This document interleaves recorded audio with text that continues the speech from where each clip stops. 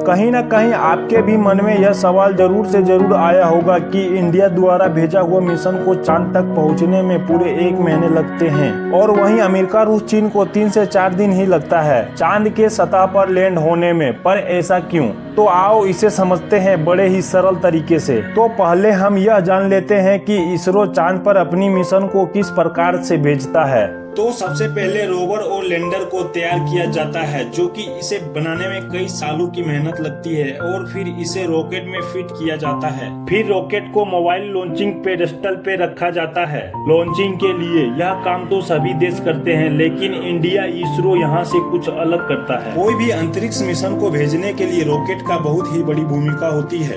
बिना रॉकेट का यह कार्य हो ही नहीं सकता।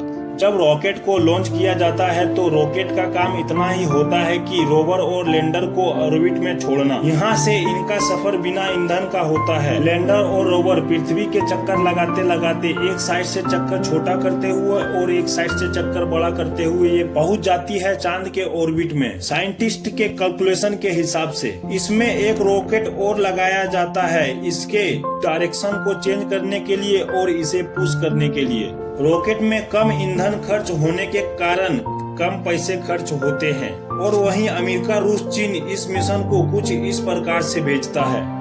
तो अमेरिका ने अपनी पहली लूनर मिशन को 1960 ईस्वी में शुरू किया था। तब उसके मिशन का कुल खर्च 25.8 अरब डॉलर आई थी, जो कि इंडियन करेंसी में कन्वर्ट करे तो करीबन 2 लाख करोड़ रुपए होते हैं। इसे आज के डेट में देखे तो 178 अरब डॉलर का खर्च होता है, जो कि इंडियन करेंसी में 14 लाख रुपए से भी ज्यादा की होती है। और वहीं रूस लूनर 25 को बनाने में 200 मिलियन डॉलर की खर्च की है और इसे इंडियन करेंसी में कन्वर्ट करे तो 16 अरब 63 करोड़ 14 लाख रुपए होते हैं। लेकिन रूस का यह दुर्भाग्य, इतना पैसा खर्च करने के बावजूद भी इनका लूनर 25 चांद पर सॉफ्ट लैंडिंग नहीं कर पाया। बताया जा रहा है कि लूनर 25 अपने स्पीड पे काबू नहीं कर पाया और चांद पे इनका क्रैश लैंडिंग हो गया।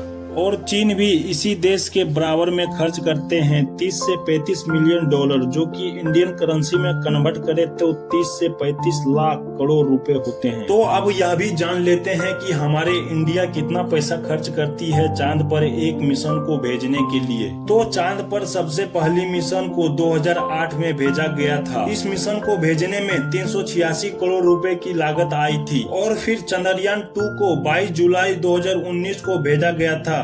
इस मिशन को भेजने में 978 करोड़ रुपए की लागत आई थी और चंद्रयान 3 को बनाने में 700 करोड़ रुपए की लागत आई। तो इन तीनों मिशन को जोड़े तो मात्र 2064 करोड़ रुपए होता है।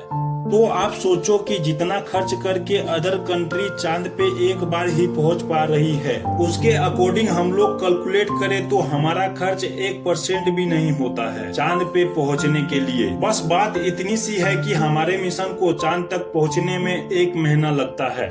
तो आप सोचो कि हम इंडियन कितने ज्यादा तेज हैं, इसीलिए हम इंडियन को जुगाड़ू बोला जाता है। बस आज के लिए इतना ही। आपको मिलते हैं अगले वीडियो में अगले जानकारी के साथ। तब तक के लिए जय हिंद जय भारत।